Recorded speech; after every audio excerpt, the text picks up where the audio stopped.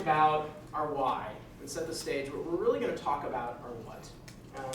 Specifically, we're going to introduce something called Vision 2025, our pillars, and our true north, right, or the direction that we're heading. First, I'm going to try an activity. We're going to talk about Florence Chadwick. Florence is a long-distance swimmer. In the 1950s, she decided that she was going to swim a stretch between California and Catalina Island. It's 26 miles. Show you a visual there. So we have the coast of California, we have Catalina Island. This is a famous swim for two reasons. The water is notoriously shark infested, and the weather changes. Right? So it's hard to predict what the weather is going to be like when you start in California and end in Catalina because it changes so rapidly. So as a long-distance swimmer, she trained. She trained for a very long time. Right? And she began her swim. Very quickly, she faced something that looked like that. Right? So as she's swimming, the weather changed. Fog came in, waves set in. She lost sight of the island. Right? Because she saw this. And she signaled to her mom, who was her coach and in the boat, that she was struggling. And her mom said, keep going. You know, she signaled, keep going, you can do this, keep going. Eventually she stopped.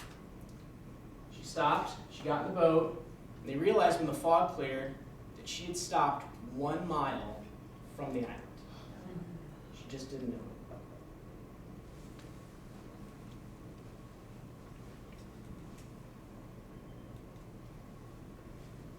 So when we have no vision, right, our challenges can be overwhelming.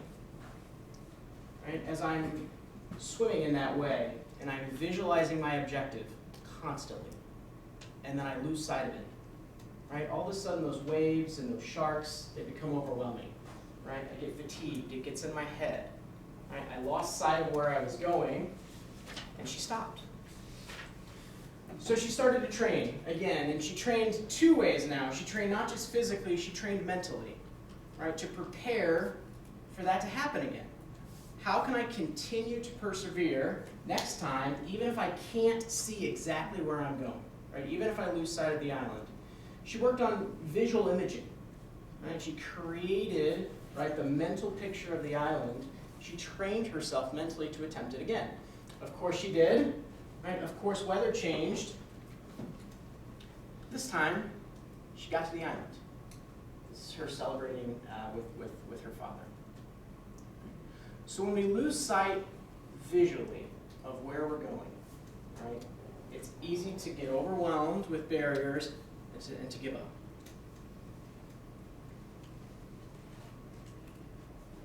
And with increased vision comes increased motivation and increased strength. Try a short activity.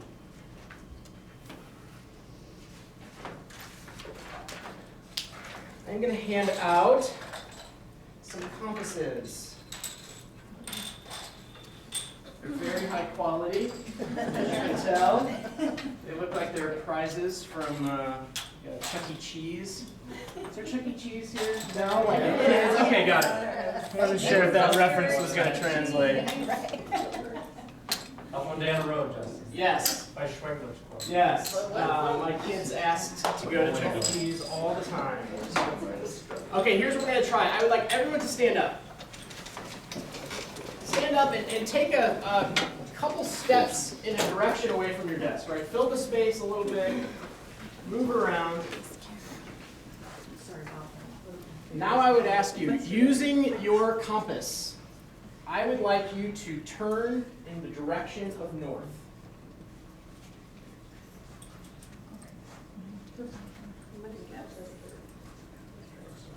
How are we doing?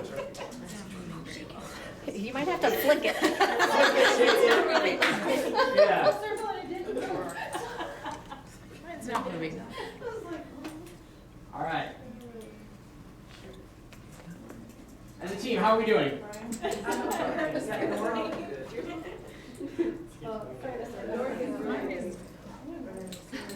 All right, so we have people that are orienting themselves based on what they know. That's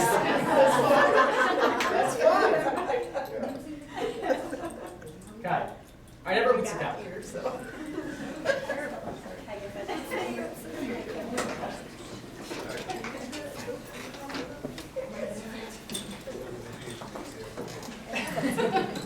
Does anyone know or have heard the term true north? True north. Heidi, I'm going to call on you because I saw you shaking your head, and I know your name, so you haven't asked. What's true north? True north is what you know. It's the direction you're going. It's the truth. That's absolutely correct. Absolutely correct. All right. So when we had our compasses, right, many of which maybe didn't work, and we didn't know true north, right? Everyone was facing a different direction, right? So strategically, think about a company in which everyone has their own compass, and everyone's trying to find their own north, and they're all facing different directions. There's companies like this everywhere, right? But we are not going to be one of them. True north is a magnetic north, right? It's truth. It is directionally correct. The ancient mariners, right, as you kind of see in this visual, right, they used stars to determine true north, the North Star.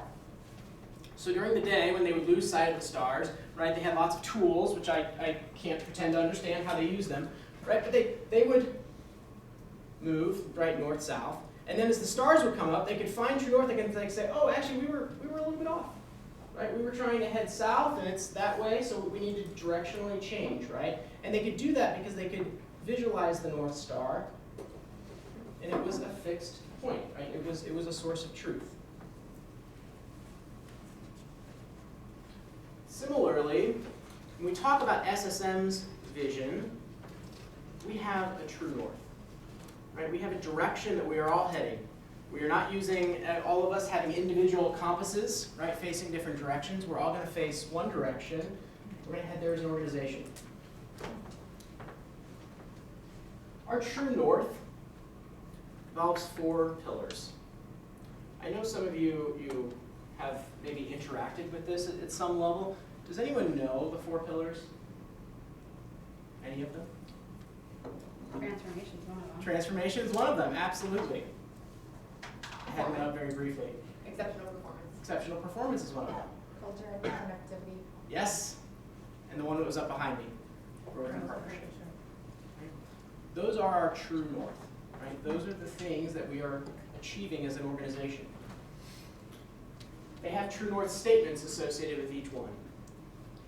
So within growth and partnership, we will be an industry leader with integrated partners who strengthen our ministry. Within exceptional performance, we will deliver the highest quality, safest, and most affordable healthcare services, exceeding expectations for every person we encounter. Within connectivity and culture, we will be nationally recognized as the ministry where people can reach their greatest potential and fulfill their calling to serve. Transformation. We will build healthier communities by making individualized care simple to access and sustainable. Our work is complicated, right? Healthcare is complicated. This is our true north.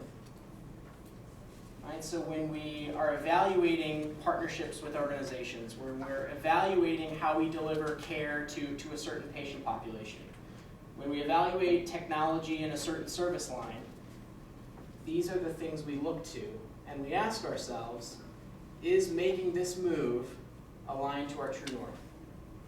Right? Are we helping deliver the highest quality care? Are we developing our people to their full potential? Right? Are we transforming our communities? Right? Those are the questions we ask to know if we're heading in that right direction.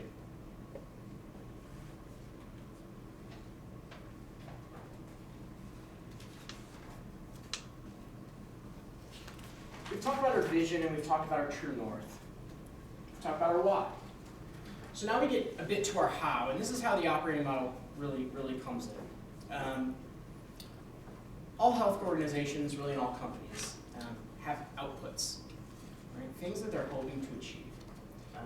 So for us in a healthcare industry, right? A number of our outputs, things we want to achieve are certain patient satisfaction metrics, certain operating revenue goals, right? We want to achieve this, by a certain time. Other companies have missions, other companies have visions, right? Those are all things that they're trying to create, right? An output that they're trying to meet. So for ours, it's as we discussed, it's our Vision 2025, it's our goals, our KPIs. Similarly, all companies, right, especially in healthcare, have inputs. Right? Our inputs are our staff, our technology, right, our human resources. Right? All of these things available to us to meet our outputs. So again, thinking big picture, all health organizations have roughly the same inputs, using roughly the same technology with roughly the same people. Right? Human resources, Epic versus other similars, yeah. But what's different, right, is this in the center of the equation, which is our method. Right? How are we going to use those inputs? And for that, it's our operating model. Our operating model is how we are going to use our people and our technology and our things, right, to achieve our outputs and meet our vision. The operating model is on the front of your binders, and there's also one here at the front, which I'll reference. So this is our operating model with the double helix colors. Scott and I today, and Bethany and Dina and Jen tomorrow, are going to talk through each component, and we'll say something about each. For now, I'm just going to really tell you what they are. Strategy deployment. Scott will talk about that in a moment. Performance visibility. I'll talk about that a little bit later. Daily improvement. Leadership cadence. People development. Shared learning. And breakthrough innovation. So activities working within each 7 of these systems is the way that we are going to achieve our vision, right? Those true north statements. Are there any high-level questions about the operating model? Knowing that we're going to talk in more detail. Yes? Why is it organized as a double helix?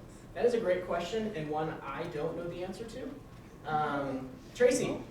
So it's to represent DNA. So again, that's the DNA of our organization. This is not just a tool that we're using. This is who we are as an organization once we kind of include all of those components together. Yeah, certainly makes sense. Any other questions? I have a question. Yes. How long is this implemented, or how long has it been implemented for? It has been implemented since the spring of 2019, so less than a year. I would add not all systems have been fully deployed. And that's a great qualifying. The initial launch was Yep. the first 4 systems, Yep. so we haven't really even taken a deep dive into people development, share learning, and breakthrough innovation yet. So. And you'll recognize, so to Scott's point, we've developed the first few. And so you will recognize probably elements of strategy deployment, and you'll recognize elements of performance visibility. Others you might not, but we'll discuss all of them. When we talk about a why of an operating model, we have success stories already, and as we said, it's been less than a year. Here's a few that have been highlighted. I won't necessarily read them. You can read them, but it's been successful already. When we talk about focusing the resources of SSM into achieving our true north, right? We have quick successes, right? And then we have things that we're looking at longer term. Yes? Just another question on the operating model. Is that unique to, lots of organizations do have operating models. Is this one unique to SSM somehow, or is this kind of an industry standard, or? That is a great question. So there is a slide in just a moment about other companies having operating models, but this is unique to SSM. Okay. The concept of an operating model is not, as you Right. pointed out, right? Lots of companies have adopted operating models. It's a best practice. This one specifically is an SSM operating model, Okay. designed by SSM executives. Okay. Does it align with like a healthcare operating model, similar businesses? To my knowledge, yes. Okay. I know that other high-performing healthcare systems were looked at and Sure. really benchmarked. So- Again, I think this was developed internally, but using others as a model Yeah, certainly. okay. That helps. One clear point though, this is not something that was taken from say Intermountain and plugged into Yeah, SSM, yeah. right? So we have a lot of Intermountain senior executives in St. Louis. It's not a plug and play. I know that was a question early on based on, you know, who sits at that table and where they came from previously, and they did have an operating model, but this truly is the SSM operating model. It might have elements that maybe were successful there and they've taken that, but there have been many tweaks to what was done there and some things that weren't done there that are now being done here. So, you know, we heard rumblings of that early on, and we just wanna make sure, as we hear that, we kind of squash that notion that this is not an Intermountain operating model that's been imposed into SSM Health. And then nor is it like a consulting, like a McKinsey operating model that, Correct. yeah. Correct. And these are great questions, so Yeah, thank great you all. questions. So to the slide I referenced, then we face a question of what happens if we don't adopt a really high-performing operating model? What do we risk happening? And what we risk essentially is that we get passed up, right? That we get left behind, and that other organizations, right, come in and begin to take our market share because they're performing more effectively and efficiently than we are. So we look at across system-wide, right? So we have ThedaCare, UW Health, right? BJC and Mercy for those of us in St. Louis, Integris in Oklahoma. These are competitors, right, within